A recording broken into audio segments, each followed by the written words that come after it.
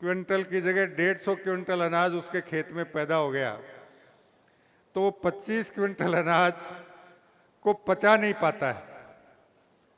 फिर उसके दिमाग में एक दूसरे की रड़क निकालने का, एक दूसरे को नीचे पटकने का भाव पैदा हो जाता है, और उसे 150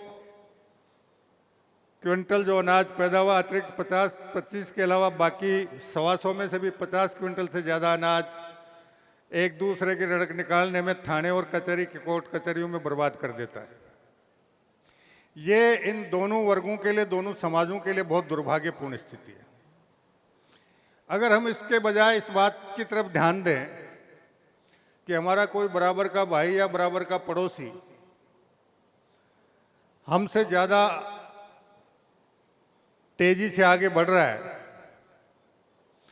तो हम उसकी टांग पकड़कर नीचे गिराने के बजाय अगर ये मन में ठान लें कि मेरे को भी इससे ज़्यादा मेहनत करके इससे आगे निकलना है, तो मैं समझता हूँ समाज का बहुत बड़ा भला हो सकता है।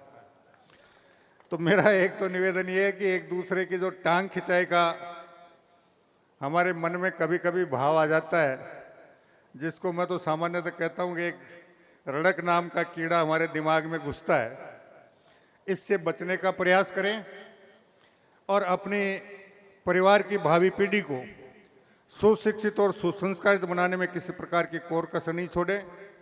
और तीसरा, एक चीज़ और मैंने देखी है, पिछले 50 साल का मेरा अनुभव है कि हमारा किसान और मजदूर वर्ग हर 5-7 साल में एक नई कुरीति को अपने सर पे ओढ़ लेता है,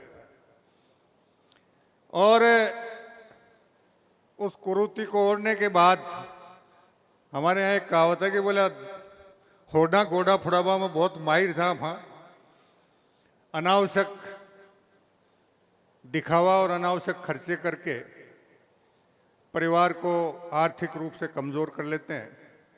तो कुरीतियों से बचें, व्यर्थ के खर्चों से बचें, एक दूसरे को नीचा दिखाने से बचें, रड़क निकालने से बचें, और प्रयास ये करें कि हम सब मिलकर आगे बढ़ें, एक दूसरे का सहयोग करें और आने वाली पीढ़ी को सुशिक्षित और सुसंस्कारित बनाकर किसान वर्ग को एक बार पुनः समाज का अग्रणी हिस्सा बनाने में कामयाबी हासिल करें।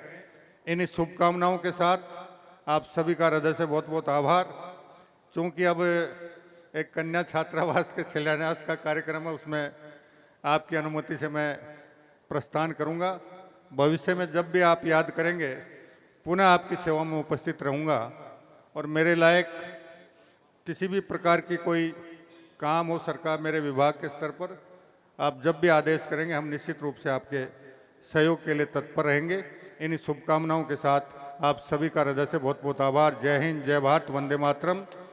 बोलो बजरंग बली की।